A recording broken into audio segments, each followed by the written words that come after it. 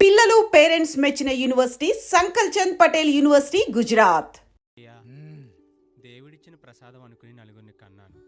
ముగ్గురికి పెళ్లి చేయగలిగానయ్యా. ఈ ఊరు ఏమిచ్చినా మీరు తీసుకుంటారు కదయ్యా. ఇది మిగిలిపోయింది. తమరే ఏదో ఒకటి చెయ్యండి అయ్యా.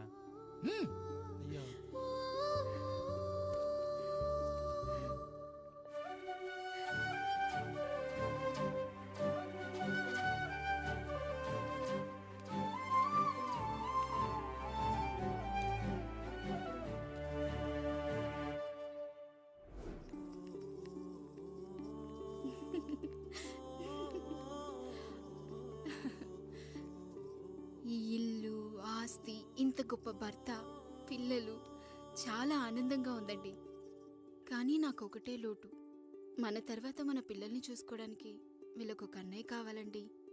అచ్చం మీ పోలికలతో వీళ్ళకొక అన్నయ్యని కందామండి. నువ్వు అడిగితే కాదనగలనా?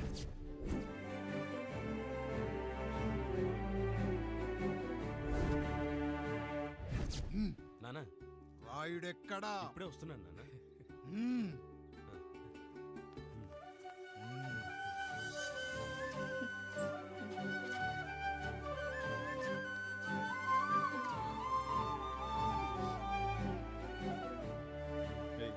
చూడరా, మీ అన్న మీద పగ తీర్చుకోవడానికి నీకు ఇదే సరైన సమయం. పర్లేదంటావా? ఏం పర్వాలేదు. అయ్యా, ఎరా రంగా, ఏం కావాలో అడగరా. నీకంటూ ఏమి ఇవ్వలేదు, నువ్వు ఏమి అడగలేదు. చెప్పరా. మా అన్నకు నాకు పడట్లేదయ్యా. తోడ పుట్టినవాడని చాలా సహించాను. అడ్డమైన దానాలు చేసి ఆస్తి మొత్తం పోగొట్టాడు. ఇప్పుడేం కావాలరా? కొద్దిగా ఈ కత్తి తీసుకొని వాడిని చంపి పెట్టండి అయ్యా.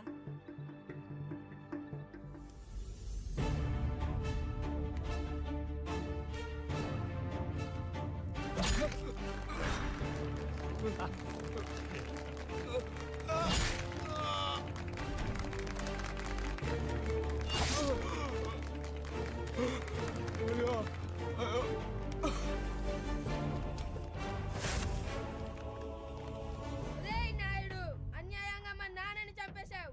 గుర్తుంచుకో, ఈ నాయుడి కొడుకు నీ కుటుంబం పాలిట సైనికుడిగా మారబోతున్నాడు.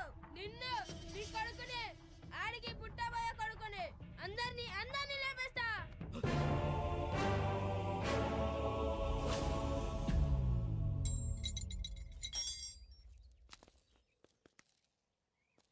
ఏం జరిగింది? మీరు హత్య చేసినట్టు ఇప్పుడే సమాచారం అందింది. తగిన సాక్ష్యాధారాలు పరిశీలించిన పిమ్మట మీకు యావజ్జీవ కారాగార శిక్ష, 2000 రూపాయల జరిమానా విధిస్తూ అరెస్ట్ చేస్తున్నాను. అయ్యగారు నా కోసం చేసిన త్యాగాన్ని హత్య అంటుందా మీ చట్టం? ఇదెక్కడ న్యాయం? మనిషికి ఇచ్చిన మాట నిలబెట్టుకుంటే అరెస్ట్ చేస్తారా? ఏ దేశంలో ఉంది చట్టం? నన్ను ఏం చేయమంటారు రాయుడు గారు? 9వ తరగతి చదివి ఊర్లో గాలికి తిరుగుతున్నా నన్ను మీ మనిషి ఒకడు పోలీస్ స్టేషన్లో ఉండాలని నన్ను ఎస్ఐన్ చేశారు. సాటి మనిషిని స్వేచ్ఛగా హత్య చేసుకోవాలని దౌర్భాగ్య స్థితిలో బతుకుతున్నాం మనం. మీరు చేసిన ఈ గొప్ప పనిని అర్థం చేసుకునే సంస్కారం, విజ్ఞత, విజ్ఞానం మాకు లేవు సార్, మాకు లేవు.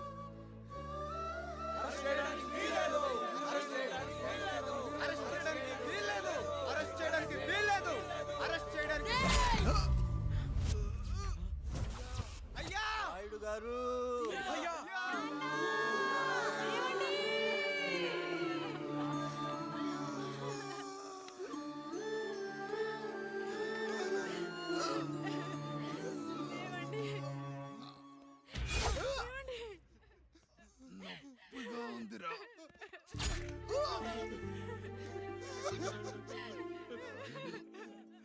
సుధా, నేను లేకుండా ఎలా ఉండగా? పర్వాలేదండి, బిడ్డలతో నేను ఉండిపోతాను. అయ్యో, ఈ పాడు సమాజం నిన్ను మనశ్శాంతిగా బతకనివ్వదు. ఇంతమంది పిల్లల్ని చూసుకుంటూ భర్త లేకుండా ఎలా బతకగలం?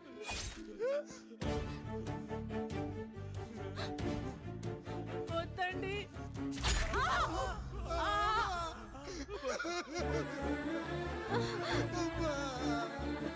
రాయుడు, బిడ్డలు జాగ్రత్త. ఈ రోజు నుంచి వీళ్ళంతా నీ తమ్ముళ్ళు చెల్లెళ్ళు కాదు, నీ బిడ్డలు.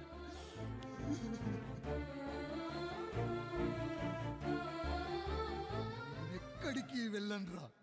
నీ కష్టం వస్తే ఒక్కసారి నాన్న అని పిలవరా. ఆ సమాధిలోంచి అయినా లేచొస్తా.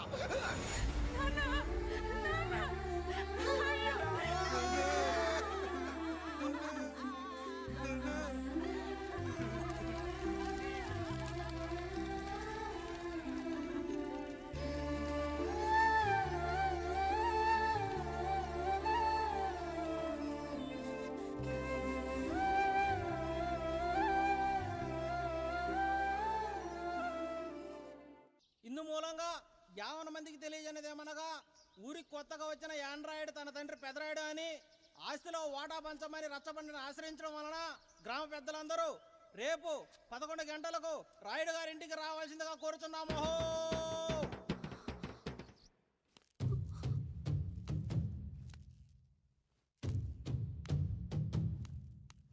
ఎందుకొచ్చారు?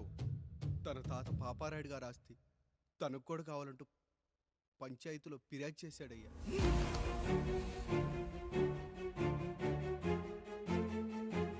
మస్తా గారు, ఆ దస్తావేజులు ఇవ్వండి.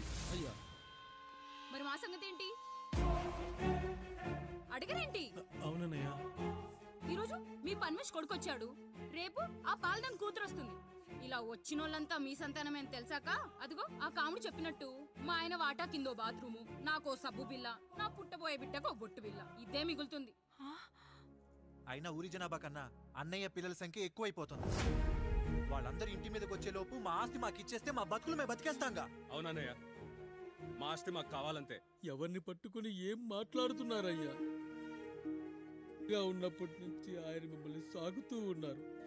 ఈరోజు పెరిగి పండయ్యాక మా దారి మేము చూసుకుంటా అనడం న్యాయం కాదయ్యా, న్యాయం కాదు. ఏ ఆయన నీకో కొడుకునిచ్చాడా? వాడి పేరేంటి? ఐఫోనా? ఎరా, ఆస్తి కావాలా? 4 బ్రష్లతో తోముకుంటే ఎక్కడ విడిపోతామో అని నా బ్రష్ టూత్ పేస్ట్ నీకు త్యాగం చేసినప్పుడు అప్పుడు అడగాల్సిందిరా అన్నయ్య ఆస్తి కావాలి అని. ఎరా, నేను వాడిపారేసిన లంగోటాలు మార్చి మార్చి చొక్కాలు చేతిగుడ్డలుగా వాడారే, అప్పుడు అడగాల్సిందిరా అన్నయ్య ఆస్తి పంచు అని. నువ్వు 6 నెలల పసికందుగా ఉన్నప్పుడు పాల కోసం ఏడుస్తుంటే నిన్ను తీసుకెళ్లి పశుల దొడ్లో కట్టేశానే, అప్పుడు అడగాల్సిందిరా అన్నయ్య నాకు ఆస్తి కావాలి అని. మా తండ్రి గారు పాపారాయుడు పోలికలు నాకు, నా పోలికలు ఆండ్రాయిడ్కి. అసలు మా కుటుంబంలో ఏ పోలికలు లేని మీకు ఎందుకు ఇవ్వాలరా ఆస్తి? ఆస్తి లేదు, గీస్తి లేదు. Get out, get out, get out, get out, get out అని నేను అనొచ్చు, కానీ అనగలనట్రా? అనలేను. ఎందుకంటే మీరంతా నా తమ్ముళ్ళు, నా చెల్లెళ్ళు. రక్తం తాగిన దోమ కూడా వెళ్ళేటప్పుడు కృతజ్ఞతగా ఏ మలేరియానో టైఫాయిడో వదిలి వెళ్తుంది. కానీ రక్తం పంచుకొని పుట్టిన మీరు ఈ అన్నయ్య కోసం ఆస్తి కూడా వదల్లేకపోతున్నారు కదరా. గుమస్తా గారు, నా యావదాస్తి నా తమ్ముళ్లకు చెల్లెళ్లకు వాళ్ళ పేర్ల మీద రాయండి. నాకు చిల్లి గవ్వ కూడా అక్కర్లేదు. ఇక ఈ ఇంటికి నాకు ఎటువంటి సంబంధం లేదు. లక్ష్మి, సావిత్రి, మీ చీరలు విప్పేయండి. ఇక్కడికి వచ్చేటప్పుడు ఏ చీరలు కట్టుకున్నారో వెళ్ళేటప్పుడు కూడా అదే చీరలు కట్టుకోండి. వెళ్ళిపోదాం. దస్తావేజులు తీసుకురండి.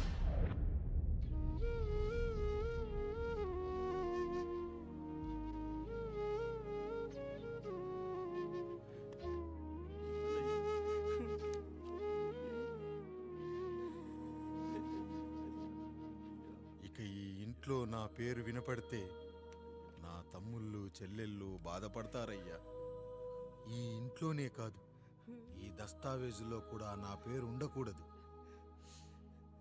నేను ఇక్కడ సంతకం పెట్టి వీళ్ళ మనసు నొప్పించలేను. అయ్యా, మొత్తం వదిలేసి మీరెలా బతుకుతారయ్యా? ఎండకు నీడలా, వర్షానికి గొడుగులా నన్ను ఇన్నాళ్ళు కాపాడింది. కష్టాల్లో సుఖాల్లో నాకు తోడుగా నిలిచింది. నా నిజమైన ఆస్తిని, కుటుంబ గౌరవాన్ని కాపాడింది. ఇదేరా నా ఆస్తి అంతస్తు. ఇది మా నాన్నగారిచ్చిన లంగోట. బంగారం లాంటి తమ్ముళ్ళే లేనప్పుడు నాకు మాత్రం ఈ బట్టలెందుకురా? వెతికిన దొరకదే రూపం, అరి పిలిచిన పలకదే ప్రాణం.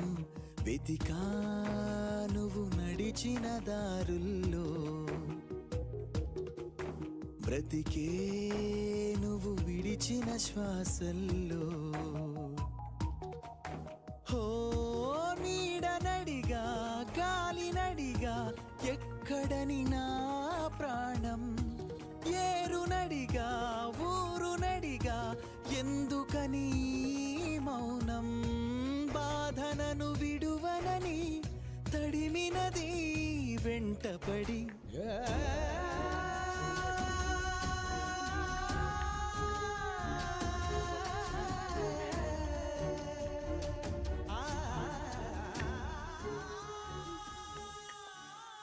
ఏవండి,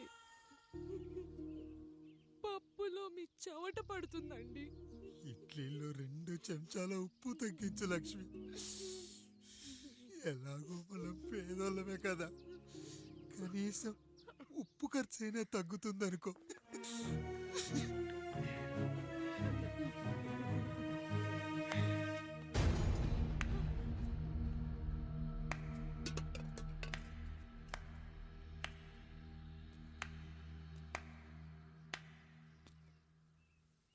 పప్పు రుబ్బుతున్నావా పెదరాయుడు?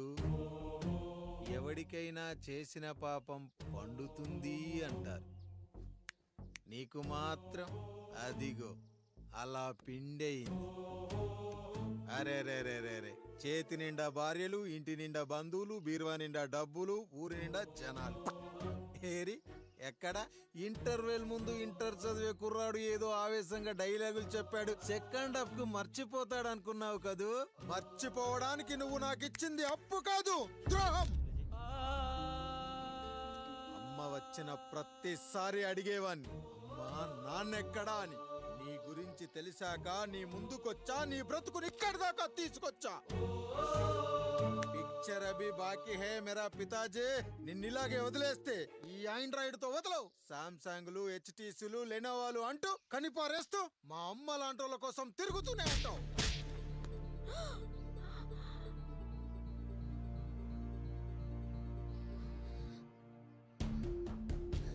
అమ్మా అమ్మా, ఛీ, నన్నలా పిలవకురా.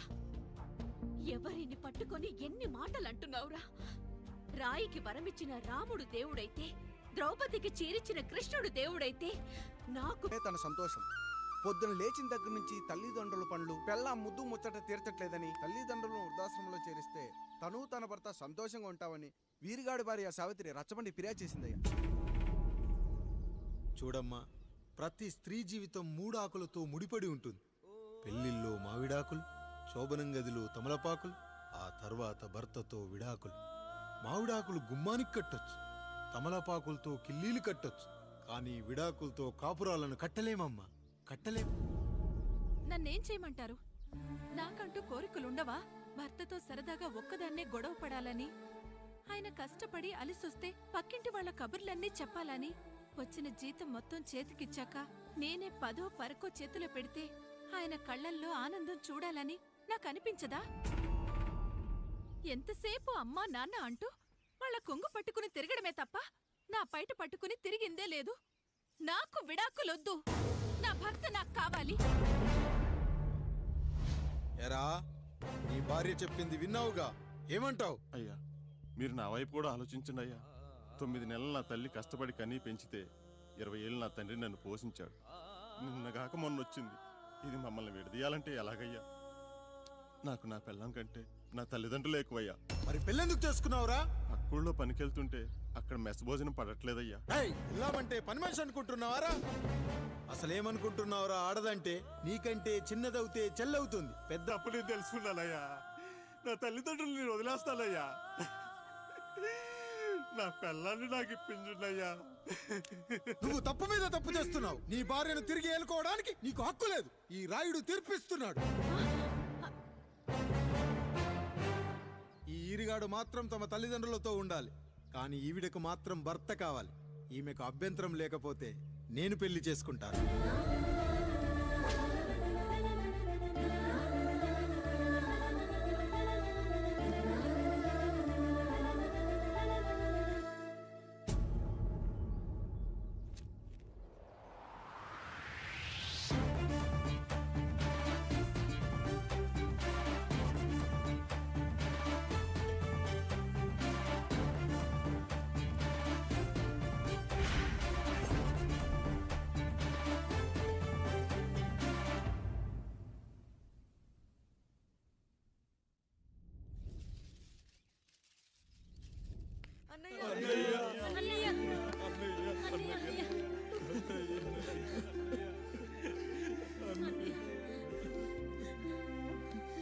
రాత్రి చాలా భయం వేసిందనయ్యా.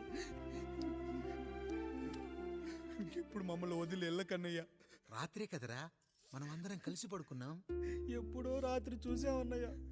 నిన్ను చూడకుండా ఒక్క అరగంట కూడా ఉండలేకపోతున్నా. నిన్ను చూసి చాలా రోజులైనట్టుంది అన్నయ్య. రాత్రంతా ఎక్కడికి వెళ్ళావన్నయ్య? అసలు ఎక్కడికి వెళ్ళారండి? ఇంట్లో దోమలు కుడుతున్నాయని అలా పక్కనే ఉన్న గడ్డివాం దగ్గర పడుకున్నా. మన రత్తాలు వాళ్ళ ఆయన ఊళ్ళో లేడంది. సరే అని తను తోడుగా తీసుకెళ్ళా.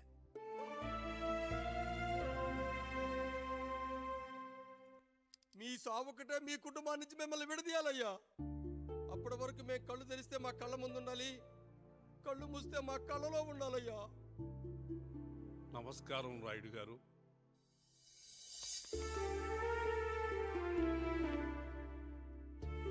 నమస్తే. ఏం జడ్జి గారు ఎప్పుడొచ్చారు? ఇప్పుడే. రాయుడు గారు, మీ కుటుంబం గురించి వినడమే గాని ఇప్పుడే చూస్తున్నాను. ఒక్కసారి మీ కుటుంబ సభ్యుల్ని నాకు పరిచయం చేయండి రాయుడు గారు. వాళ్ళు నా తమ్ముళ్ళు. నమస్కారం. మొత్తం ముగ్గురా? కాదు, నలుగురు. వాడు వేరే షూట్లో ఉన్నాడు. వీళ్ళు నా చెల్లెళ్ళు. నమస్కారం తల్లి.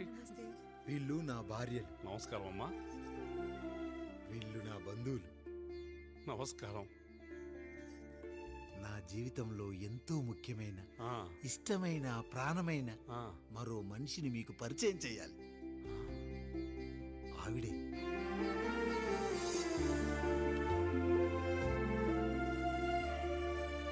నమస్తే తల్లి.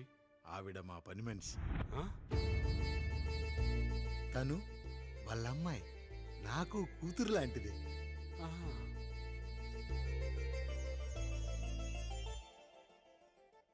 ఆ ఫోటోలోని వ్యక్తి ఎవరమ్మా? మీ ఆయన?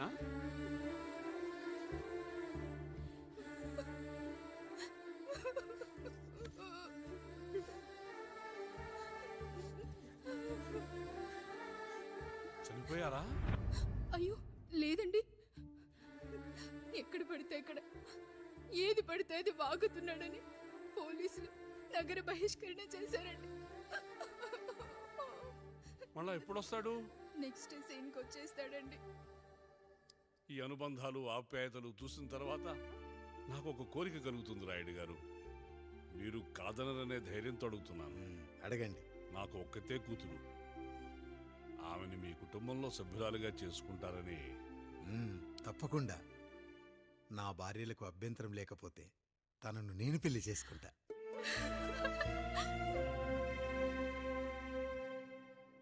అయ్యో, మీరు పొరపాటుగా అర్థం చేసుకున్నారు. మీ పెద్ద తమ్ముడికి ఇచ్చి చేస్తారని.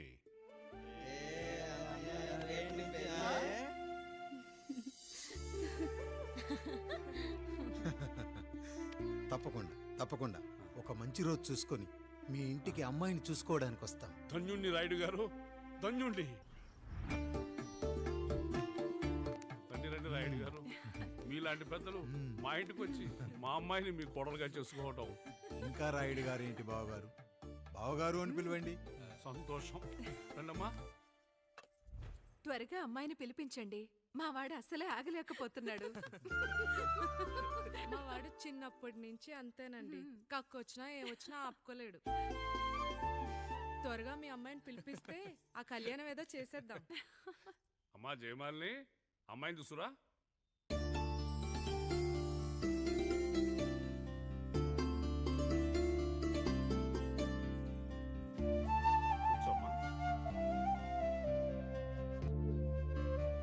అబ్బాయిని చూడమ్మా.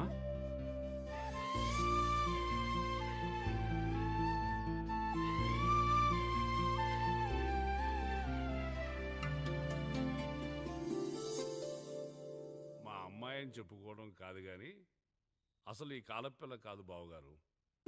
రాత్రంతా బయట తిరిగినా కోడి కుయ్యకు ముందు ఇంటికి వచ్చేస్తుందండి.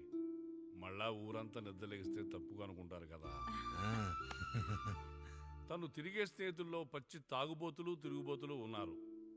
కానీ ఆ విషయాన్ని తన మనసులోనే పెట్టుకుంటుంది కానీ స్నేహితుల గురించి ఎప్పుడూ చెడుగా చెప్పింది లేదు బావగారు. దీని చిన్నప్పుడే నా భార్య కారు డ్రైవర్తో కలిసి పక్క సందులోనే కూరగాయల మార్కెట్కి వెళ్ళి తప్పిపోయారు. అప్పటి నుంచి ఎంత వెతికించినా మా డ్రైవరు కనపడలేదు, నా భార్య దొరకలేదు.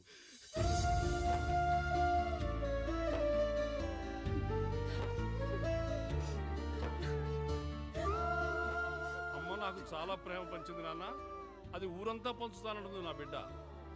నేను కాదనలేదు. అలాంటి నా కూతురు ఇవాళ మీ కోడలవటం నిజంగా నా అదృష్టం బావగారు. ఈ రోజు నుంచి మీ అమ్మాయి మా ఇంటి బిడ్డ. అమ్మాయి నచ్చిందా బాబు? నచ్చిందా?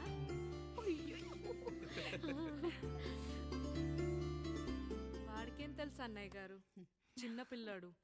ఇప్పటికీ ఆకుని చెవులో పువ్వుని నోట్లో పెట్టుకొని తిరుగుతూ ఉంటాడు.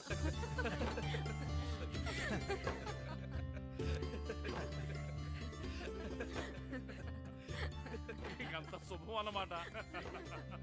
ఇక తాంబూలవి మార్చుకుందాం. ఒక్క నిమిషం ఆఖరి నేను చెప్పేది నువ్వే. ఛీ! ఒకసారి నా మాట విను. వదులు. నేను చెప్పేది ఇంట్లో నేను ఒక్క క్షణం కూడా ఉండను. ప్లీజ్. అమ్మా శారదా, పెద్దవాళ్ళు వచ్చారమ్మా, మనల్ని చూస్తున్నారు. అమ్మాయికి పెళ్లి చూపులమ్మా. ఈ టైంలో నువ్వు ఇలా అలర్ట్ చేస్తే దాని జీవితం నాశనం అవుతుంది తల్లి. లోపలికి వెళ్ళు, తాత మాట్లాడదాం. ఇక్కడ మీ కోడలు కాపురం కాలిపోతుంటే మీరు ఆ మంటల్లో మీ కూతురు పెళ్లికి కాఫీలు పెట్టిస్తున్నారా? ఈ ఇంట్లో నేను ఇంకొక క్షణం కూడా ఉండను.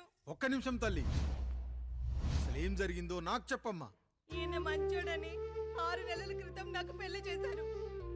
మొదట్లో బాగానే ఉన్నాడు, ఆ తర్వాత ఒక రోజు మందు కొట్టాడు. పోనీ తాగింది దిగాక మంచోడుగా ఉంటాడు అనుకుంటే ఈ మధ్య చెడు తిరుగుళ్ళు తిరుగుతున్నాడు. ఊరవతల చిన్నిళ్ళు కూడా పెట్టేశాడు. మీరే చెప్పండి రాయుడు గారు, ఈ ఇంట్లో నేను ఉండాలా, వెళ్ళిపోవాలా, ఈయన్ని వదిలేయాలా, అక్కర్లేదా? ఎస్, వదిలేయాలమ్మా. వదిలేయాల్సింది నీ భర్తను కాదు, అతనిలోని లోపాలు. ఆశ్చర్యపోతున్నావు కదూ? ఒక మగాడి బాధ సాటి మగాడిగా నేను చెప్తానమ్మా. ఆడదాని ప్రేమ వెలిగించిన అగరొత్తి లాంటిది. ఒకడు వెలిగించగానే కొన్ని గంటల్లో బూడిదైపోతుంది. కానీ మగాడి ప్రేమ దీపం లాంటిది. తను కాలుతూ కూడా నలుగురిని వెలిగించుకుంటాడు. ఆ వెలుగులో ఆనందాన్ని వెతుక్కుంటాడు. చూడమ్మా శారద, నువ్వు కాకిలోని నలుపును చూస్తున్నావు, నేను దాని రెట్టలో తెలుపును చూస్తున్నాను. మొగడు మందు కొట్టొస్తే నిన్ను కొట్టలేదని సంతోషపడాలి గాని బాధపడకూడదమ్మా. ఇక చిన్నిల్లు సంగతి అంటావా? రుచిగా ఉందని లొట్టలేసుకుంటూ సగం తిన్న బిర్యానీలో కుక్క మూతి పెట్టిందని తెలిసాక దాన్ని పారేసుకుని ఆకలిని చంపుకోవడం కంటే నాకింది మనింటి కుక్కే కదా అని దాని మూతిపళ్ళు రాలగొట్టి ఇంట్లో కట్టేయాలి. నీ భర్త కూడా అలాంటి కుక్కలాంటి వాడేనమ్మా.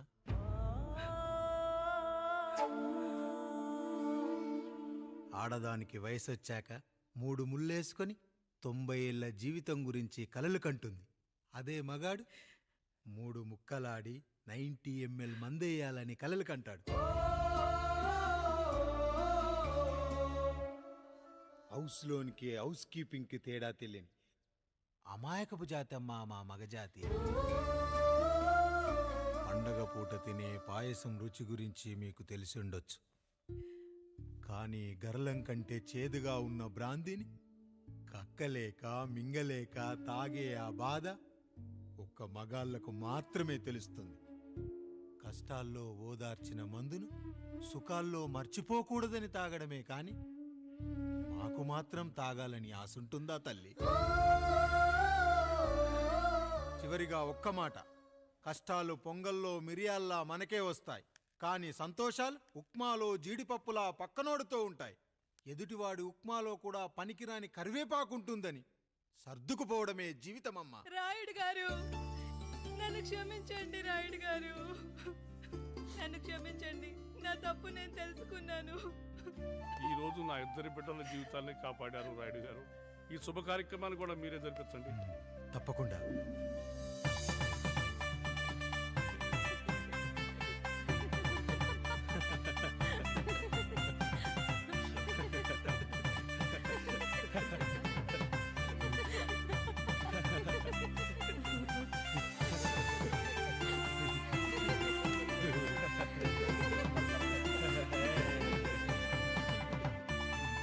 రాముడు, పండు, మీరు దీవించండి.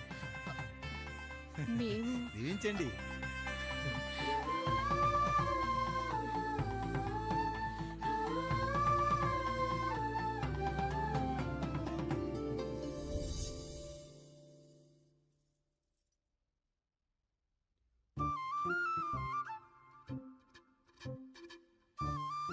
తింటారా?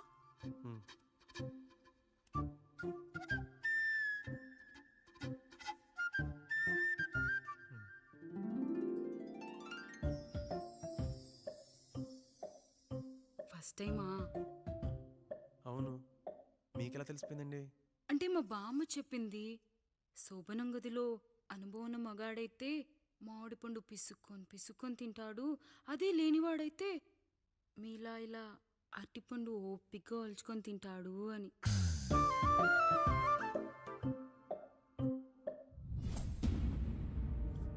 ఏంటవి? అవేంటో తెలీదా?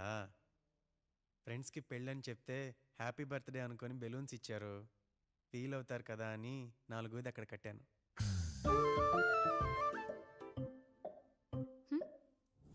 ఈ అన్నీ వచ్చాడు. పిల్లల గదిలోకి వెళ్ళారా? వెళ్ళారండి.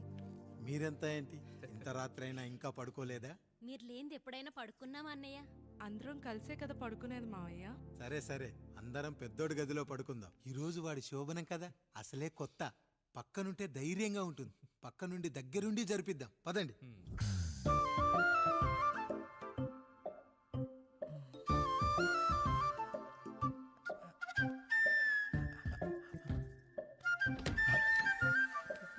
కానివ్వండి రా, కానివ్వండి కానివ్వండి. మీరేం మావయ్య ఇక్కడ పడుకుంటున్నారు? అదేంటమ్మా పెద్దోడా, చెప్పలేదా? మేమంతా కలిసే పడుకుంటామమ్మా, నువ్వు మాతో పాటే. అవును భార్గవి. మీరు ఊరుకోండి. మీరు ఇక్కడ పడుకోవడం నాకు ఇష్టం లేదు మావయ్య.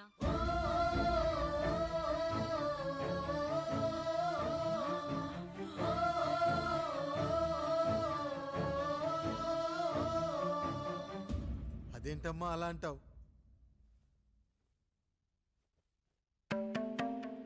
ఎన్నో చూశాం, ఎన్నో చేశాం.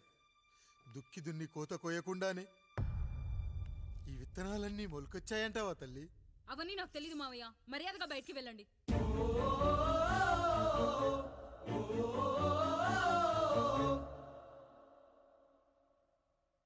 కనీసం ఆ మూలనైనా పడుకుంటామమ్మా. నువ్వైనా చెప్పరా పెద్దోడా? అంటే తను ఇబ్బంది పడుతుంది కదా నాన్న.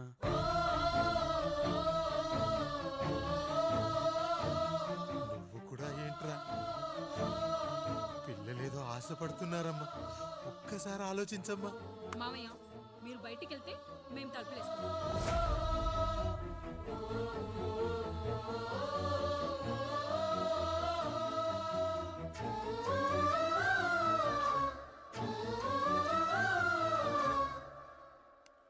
వేసుకోండి అమ్మా, వేసుకోండి. తలుపులు వేసుకోండి.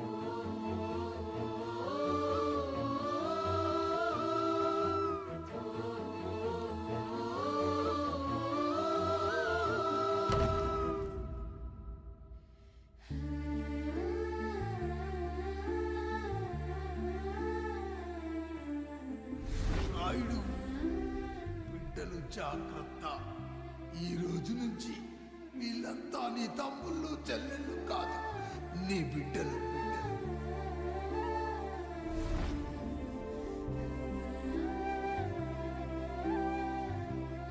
జానకి, ఏమండి సావిత్రి, ఏమండి లక్ష్మి, ఏమండి మన గదిలోకి పదండి. ఇక నుంచి ఎవరి పిల్లలతో వాళ్ళ గదిలోనే పడుకోవాలి. ఇది ఈ రోజు నుంచి ఈ వంశానికి రాస్తున్న కొత్త శాసనం. అయ్యా అలా అరకండి అయ్యా, మీరు లేకుండా మేము ఎప్పుడైనా విడిగా పడుకున్నాము. అంతా కలిసే కదయ్యా పంచుకున్నాం. వెళ్ళరా వెళ్ళు, నీకు భార్య ఉంది, నీకు పడగది ఉంది. వేసుకోండిరా, మీరు వేసుకోండి, తలుపులు వేసుకోండి.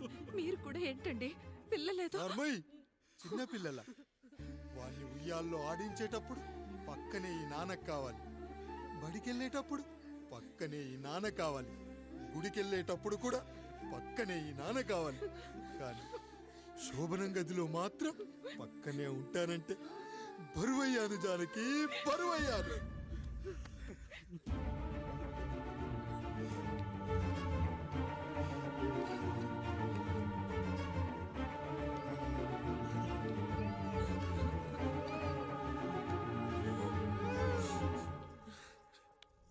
ఏంటండి ఇంకా అదే ఆలోచిస్తున్నారా?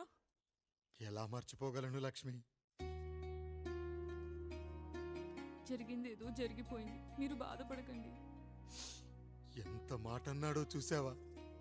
నా భార్య ఇబ్బంది పడుతుంది, బయటికెళ్ళండి నాన్న అన్నాడు. వాణ్ణి ఎలా పెంచాను? చదువుకుంటే పై చదువులకు వాడు వేరే ఊరు వెళ్లాల్సి వస్తుందని చదివే మాన్పించేశాను. జ్వరం వస్తే ఆ మాత్రలు చేదుగా ఉంటాయని నేనే మింగాను. నోరు తెరిచి అమ్మ కావాలన్నప్పుడల్లా